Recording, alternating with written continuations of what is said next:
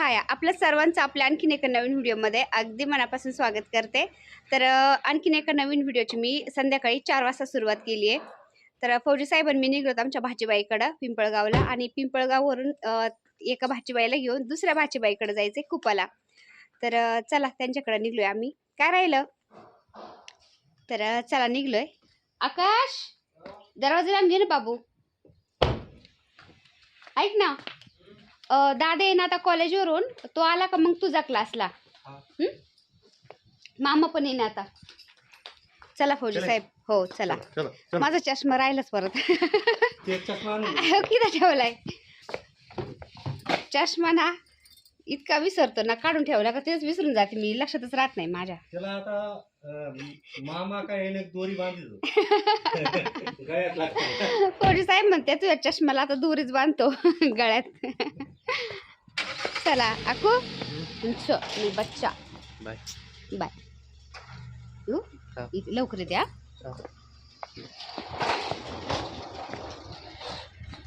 चला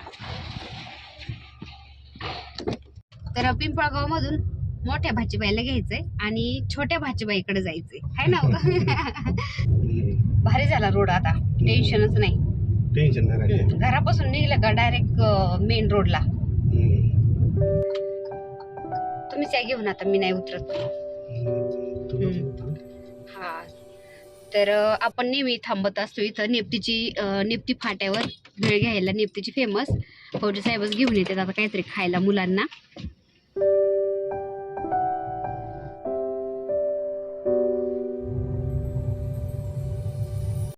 तर फौजी साहेबांनी भाजीबाईच्या मुलांना पण खायला घेतलं आणि मला पण फ्रुटी, त्यानंतर चिप्स पण घेतले खायला। तर कुठं चाललो ना मी, त्यांना असं खाऊ पिऊ घालायला खूप आवडतं, तर जीव लावतात मला, है ना। फौजी साहेब जीव लावतात बरं का। चला आपण फ्रुटी पिऊया। चिप्स खायची इच्छा नाहीये पण आपण फ्रुटी पिऊ, है ना। हा पलीकडे ना वांगे।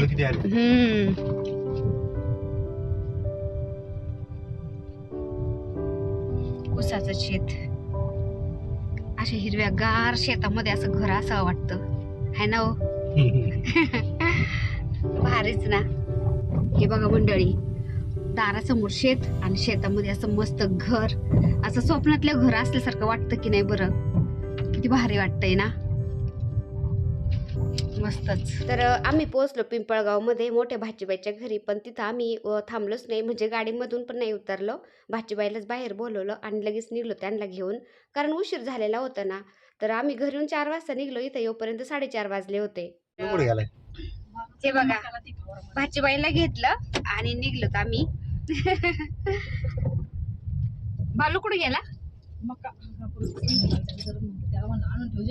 अच्छा, म्हणजे ऑप्शन आहे ना। तर हे बघा मंडळी, आम्ही चालत शॉर्टकटनी। तर पिंपळगावच्या पुढं जखणगाव आहे, जखणगावच्या पुढं थोडंसं आलं की इथं पेट्रोल पंप आहे। तर पेट्रोल पंपावरती आम्ही गाडीमध्ये पेट्रोल भरलं आणि निघलो पुढं।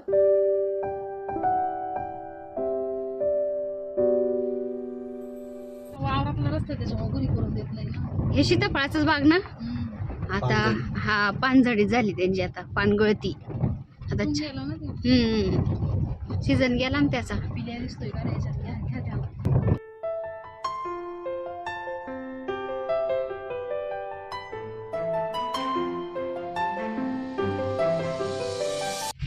भारी वाटतं, हा ना। घेऊ का आतमध्ये? इथंच लावायची गाड्या।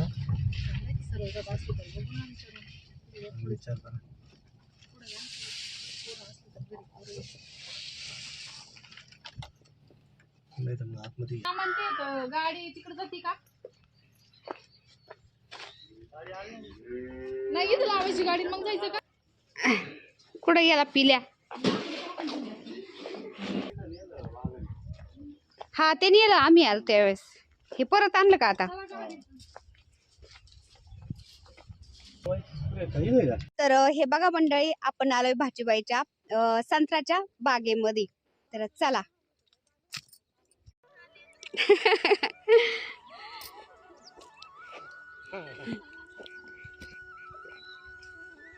तर मंडळी हे बघा भाजीबाईचं शेत, घास कापी त्या रानात इथं, आणि पलीकडला संत्राचा बाग आहे त्यांचा.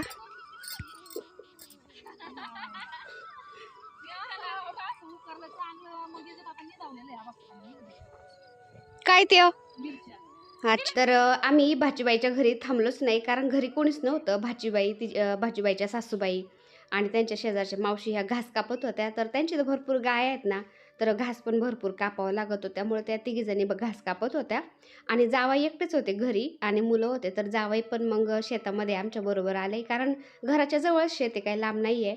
तर आम्ही आलो शेतामध्ये आणि मोठी भाजीबाई आणि मी येनबाईच्या पाया पडलो, कारण ननंदबाईच्या येनबाई काय आणि माझ्या काय एकच झाल्या. कारण कसं आहे ना, आईनंतर मामा मामीच असतात ना. दुसरीकडलं तर मला काही माहीत नाही बरं का, पण आमच्या नगर भागामध्ये तरी मामाला आणि मामीला मामस सासरे आणि मामस सासू असं म्हणतात. तर आपल्या नगरमधल्या बऱ्याचशा ताई मावशी माझ्या मैत्रिणी असतील ना, तर त्यांना माहिती असं म्हणतात. तर कसं ना, माझं लग्न झाल्यानंतर माझी आई माझ्या घरी यायची ना, तर माझी आई पहिलं डोक्यावर पदर घेणार आणि माझ्या सासूबाईच्या पाया पडणार. तर ते मी पाहायचे ना. तर असंच मग आता मी भाजीबाईच्या घरी आले ना, तर भाजीबाईच्या सासूबाई माझ्या येईनबाई लागतात ना, तर मी त्यांच्या पाया पडले. तर आपले पूर्वज आपल्याला भरपूर काही शिकून गेलेले आहेत आणि त्यांची जर परंपरा आपण जपली तर आपली परंपरा पुढली आपली पिढीसुद्धा थोडंफार का होईना पाहून पाहून शिकणच. त्यामुळं आपण ही जुनी परंपरा आपण जपली पाहिजे. थोडं पाणी ना इथं थोडं, ह्या विहिरीला थोडं, आणि पलीकडं तिकडे घराकडून आले. असं कसं काय एवढं बदल आता इथलं मंदिरापासून सगळ्यांचं? अरे बापरे. चांगलं झाड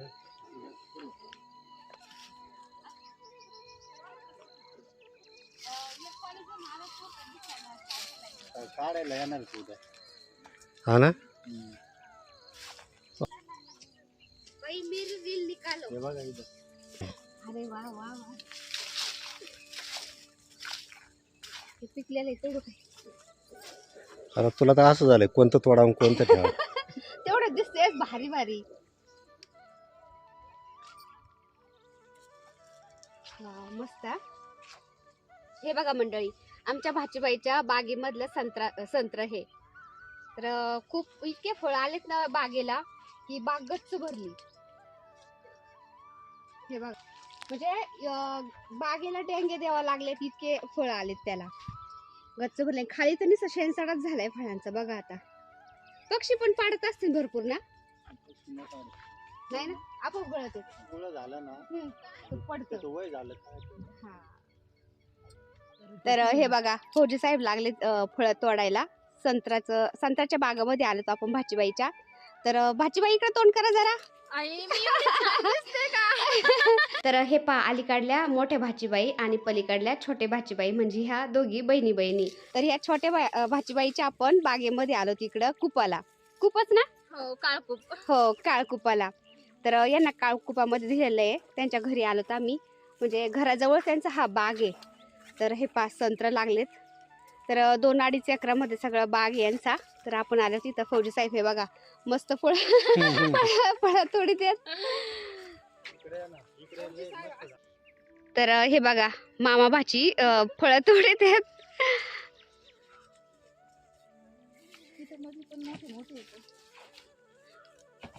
कसले भारी फळ आलेत बघा ना मंडळी, गच्च झाड भरलेत. हा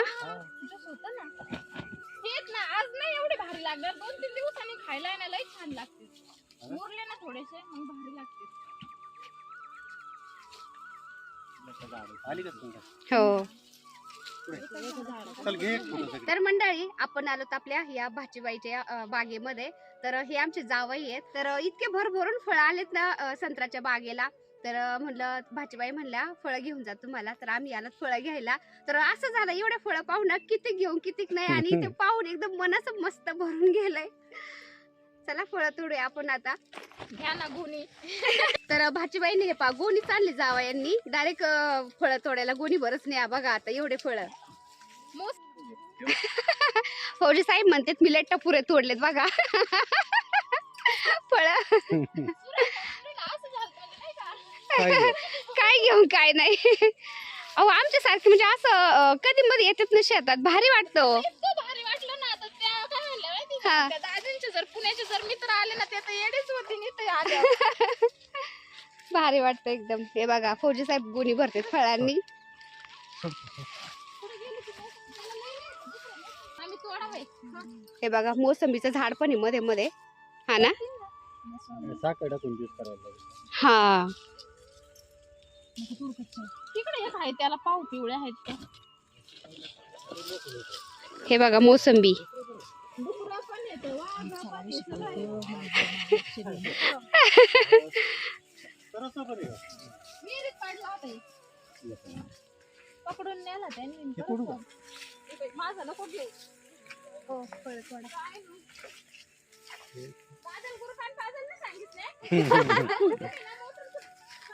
चालू करून टाकू आपण ते. कसं बंद करायला येतंय.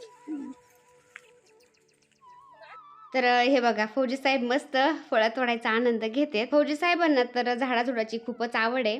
तर त्यांना असं म्हणजे शेती करायचा कधी चान्सच नाही मिळाला. ते त्यांची 12वी झाली आणि ते लगेच फौजमध्ये भरती झाले. भरती झाल्यानंतर ते 17 वर्ष तिकडेच राहिले.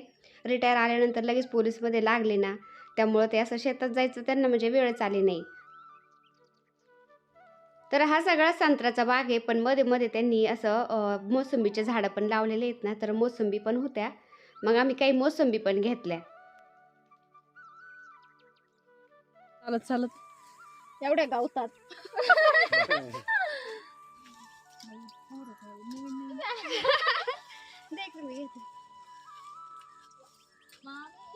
आम्ही सगळे गुणी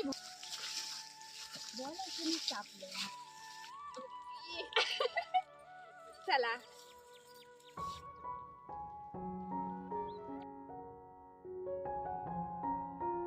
काय खातीलाच पडत नाही. मग ते लय भारी आहे. हा. तुम्ही जर गाडीत बसून आम्ही असं चालत.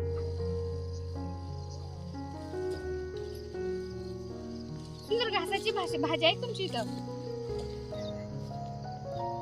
मी चाकाव बसते पुढच्या.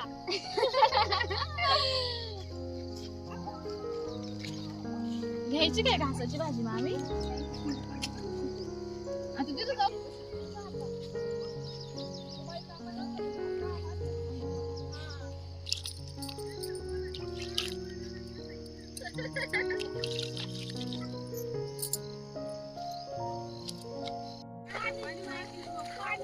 आज लय पाहिजे. दाद्या नाही का आमचा दाद्या मोठा झालाय आता.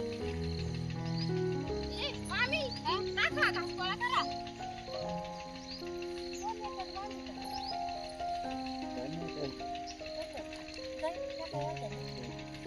डिक्की देऊन टाकून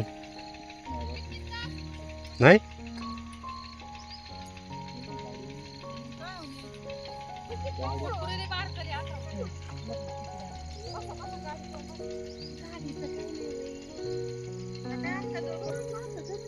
मी म्हणते बस ना ती बस ना.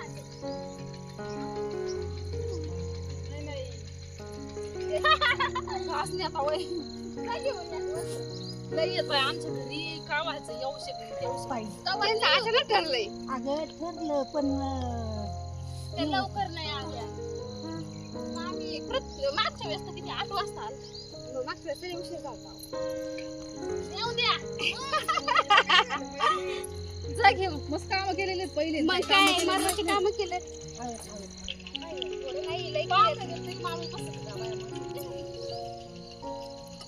नका येऊ इकडं. तुमच्या हातात किती दोनच माझ्याकडचं एक आहे. एक तिथे पडलेलं होतं तिथे काय मग ही मामाची गाडीत घास व्हायला.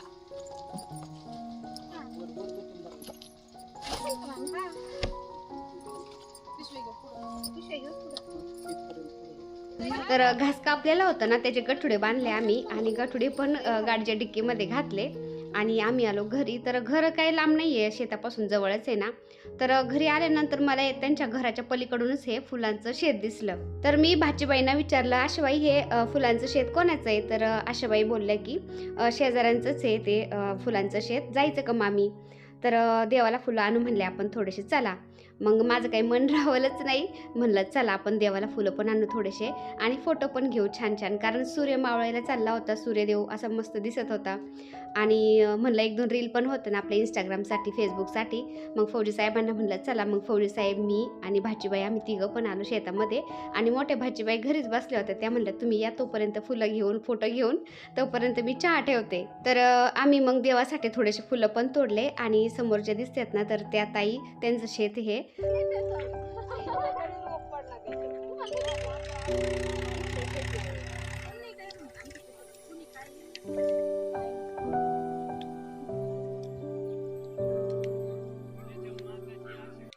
तर हे बघा मंडळी, आम्ही भाचीबाईची इथून आता निघलोत केडगावला. केडगावला नाही, अजून सुंदरची इथं थांबायचंय, पिंपळगावला थोडंसं. आणि तिथं थांबून मग जाऊ घरी, है ना हो. तर कुपामधून म्हणजे छोट्या भाचीबाईच्या घरून निघता अंधार झाला होता. आणि मग त्यानंतर आम्ही पोचलो पिंपळगावमध्ये मोठ्या भाचीबाईच्या घरी, कारण मोठ्या भाचीबाईला सोडायचं होतं त्यांच्या घरी.